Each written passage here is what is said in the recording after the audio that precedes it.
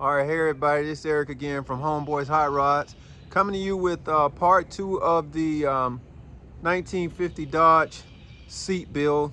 If you haven't watched part one of the video where I shaped the foam, cut the foam, glued the foam together, this is part two. So I'll show you how I go about making the cover for the seat. And we'll go ahead and cover the bottom of the seat, and then I'll come back with part three to do the back side of the seat.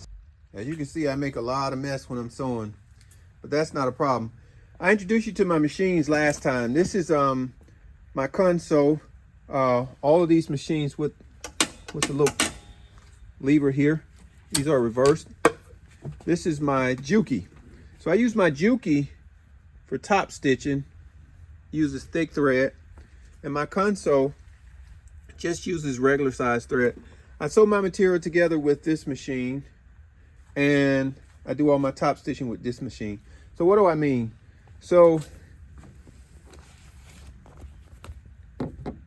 my top stitching is where the thread is more detailed, and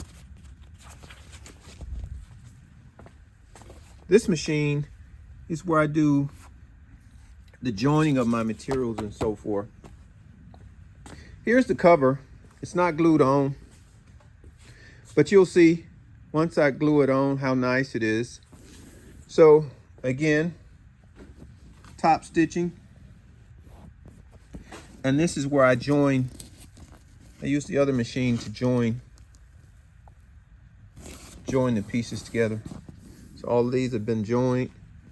It's top stitching. This machine number one. This is machine number two.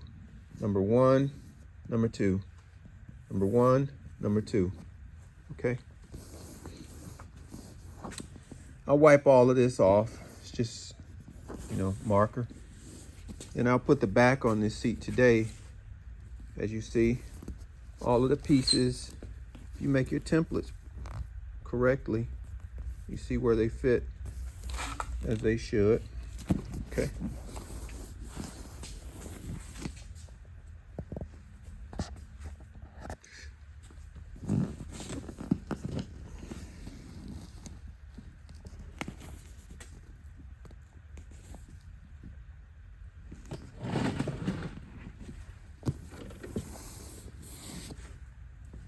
Gonna look pretty nice once it's done. I'll glue it down on part three, and you'll see how tight and firm it fits.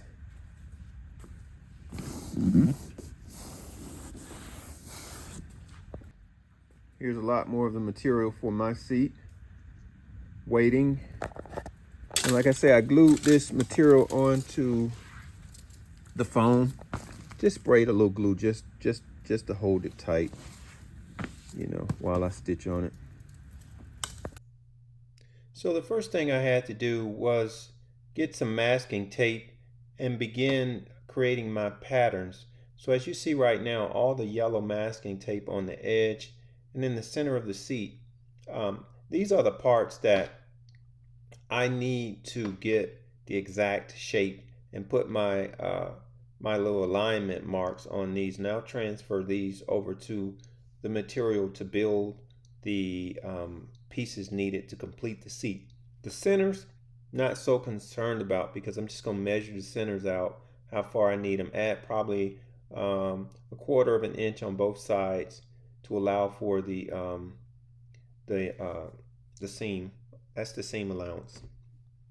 Now, as you can see, I have transferred the tape over to my material. The material has already been glued to the foam, so I apologize I didn't video that part. But I've already glued the material to the foam, and then I took the masking tape, stuck it onto the material. And then if you notice the red border going around the outsides of the masking tape, that is my 0.25, my quarter inch seam allowance.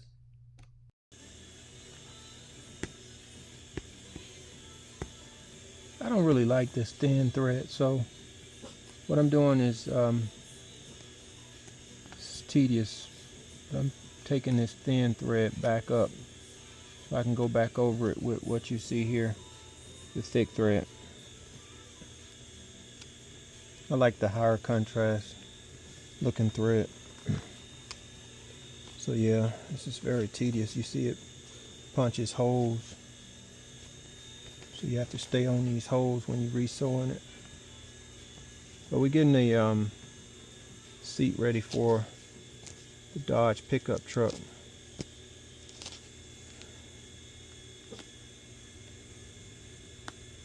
Real tedious. So you have to break the thread at the back of it, and then you can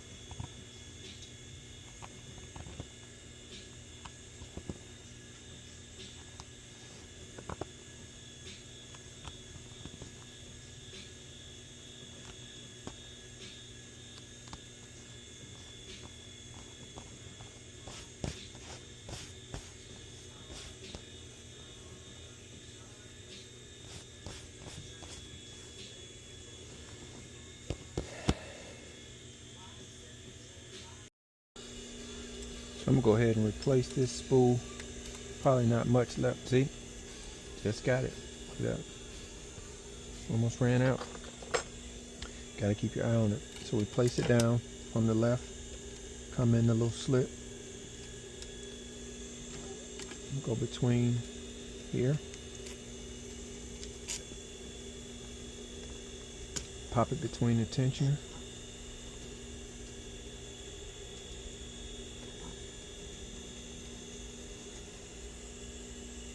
We're going to take this thread round, hook it. Alright. Let's go ahead and get this thread pulled down as well. Keep the machine from locking up. There we go. We'll go ahead and park it. Cut this out the way so it doesn't.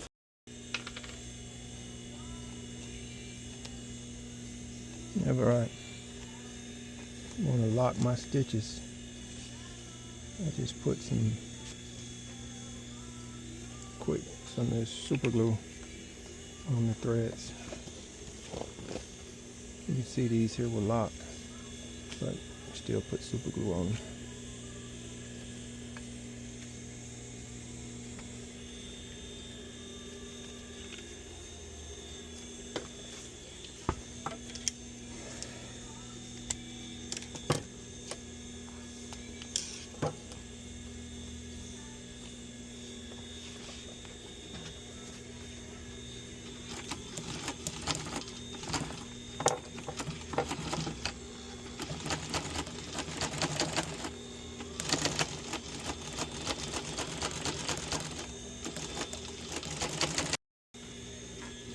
Do it again. We're going to continue this until I can go a little faster, but you know, may get a little, when you're trying to do stuff right, you really have to take your time. Alright, let's park. There we go. Locked it, and then we parked it.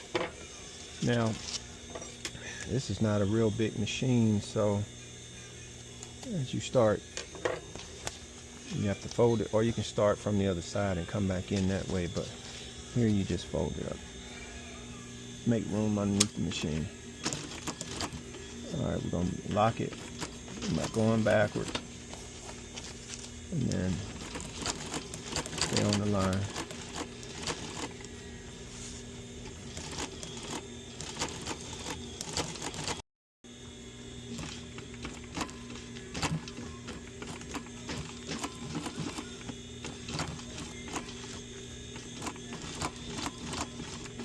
I do my best to stay on this line,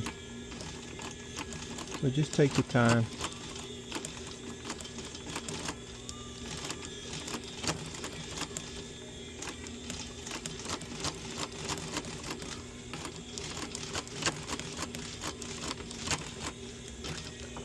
lock it. And then what I like to do is just park my needle on a piece of material.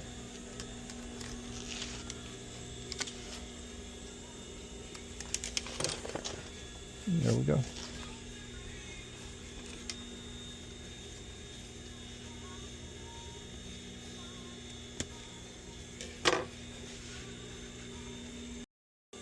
This is a big bobbin machine, but you always want to keep an eye on your lower thread. Make sure you don't run out.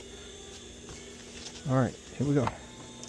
This is one down, and now I got to do the other one. So I'll show you the difference.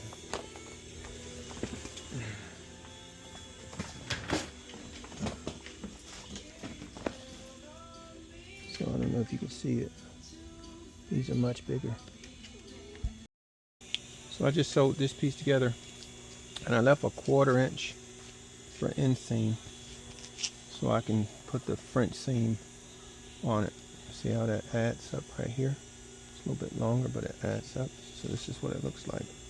Then we take it over to this machine and we add the French seam.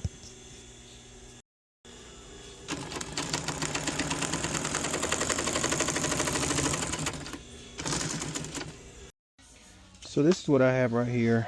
I got to stitch these square patterns in these two pieces. This is the center, the bolsters. This is one of the ends that will get connected to this with this end on the end of it. Okay, 2 of those. And that's the center, the bolsters, and these are the sides, and that's the passenger side top end. So let's get to it.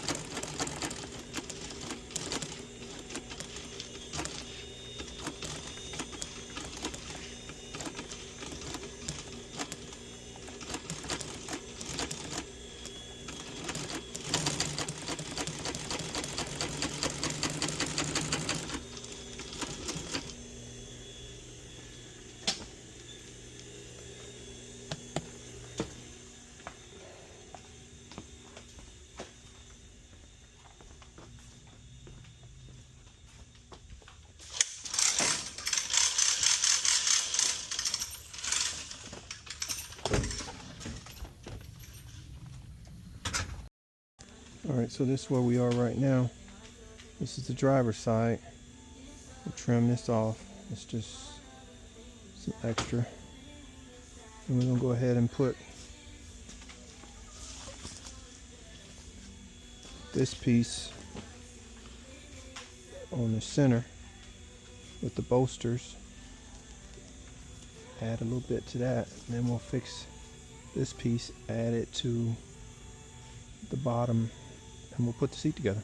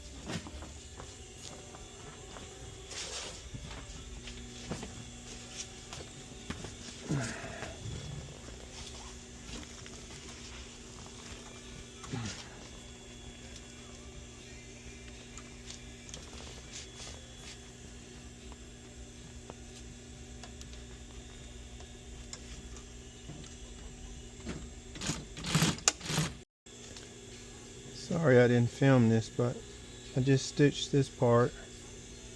So now go over here to French seam it, then we'll add it to this piece, and we'll get ready to put the cover together. So I had some thread that I needed to use that was tangled up, so I took a razor and cut down the center of the thread to you know, cut all the tangle out of it, and this is what you see me throwing away right now.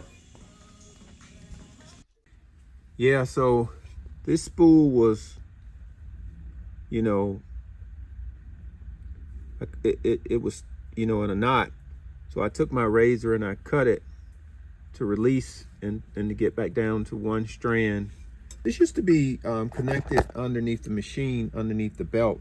And I took my Milwaukee drill, moved it over to the side, and I used my Milwaukee drill to spin my bobbins now. I use one hand to hold the thread tight, then with the drill,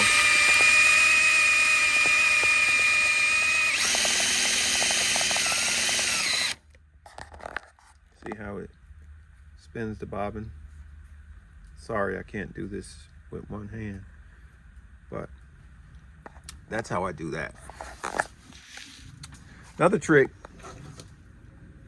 I found this marker at hardware store, and it has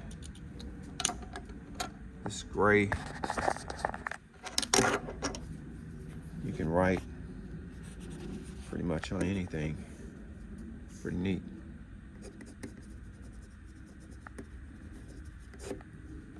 Oh boys. I don't know if you can see here, but I also buy these guides, spring-loaded guides, to help me when I'm doing my French seaming and so forth. You got to get some of these. These help out a whole lot. They come in all different, you know, sizes, widths. You see they're spring-loaded, so you can travel down the side of material pretty freely. But you still got to get your work in. You still got to learn how to sew. This is a servo machine, as you see, servo driven. And this is a clutch. So I use both. And like I say, stop frog, very messy. So I'll clean up later.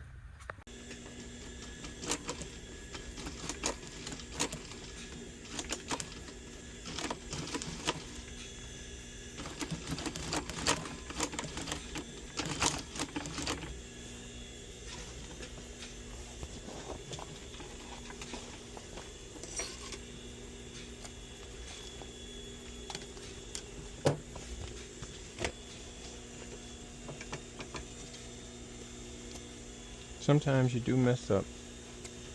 Not always perfect. Just can't let it stress you out. Just keep doing it till you get it right. Don't be too violent on the material, because if you are, you'll mess it up. So, see, I punched holes in it, but as long as I was, let's see, what was the problem? Still got a problem with this bobbin. This is just a quick seat I'm doing right now, but if this was a customer seat, I would be doing things a little bit different. It's okay for me to do my stuff a certain kind of way, because that's how I know what will last. Once I charge a customer, I know for a fact it'll withstand certain, you know, certain things, because I've already done it for myself. I always stay ahead of the curve.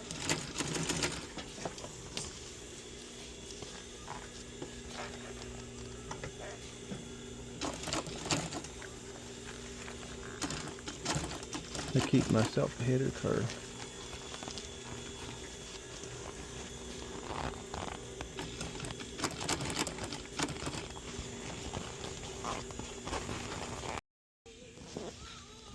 All right,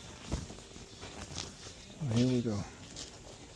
So we want these corners to match right there. And that'll fold over to that. So we'll glue that like that. Here. These should meet here. We'll glue that like that. These should meet there. Fold over. Roll this over.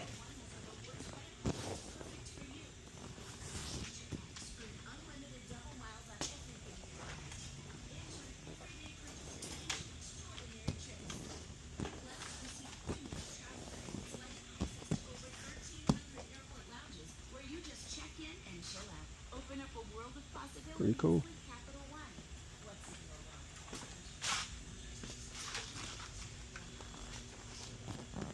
Also, here's another project that I'm working on, full interior GTO. Already painted the floor.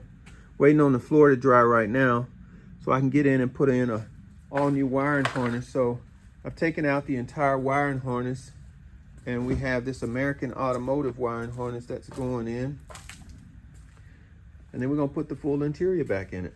Yeah. So you'll see this car on another video. So this concludes part 2 of the custom seat build. I'm actually practicing on my own seat because it's time for me to create the door panels for the 1955 Chevy Bel Air OJ. So I want to go ahead and get back on the sewing machine, make sure I got all my skills where they need to be before I start on this car. I've actually taken the interior back out of OJ because we want to redo all the door panels. I put the air ride suspension, all the air ride components in the trunk. Removed them from up underneath the car, put them in the trunk. So just getting ready for OJ. Practicing on my seat to get ready for OJ. So thanks again everyone for watching my video of part 2 of the custom seat build. If you have not subscribed to my videos, please do so. I will continue to put more videos out as I have time to work on these projects and whatnot. In the meanwhile, have a great day.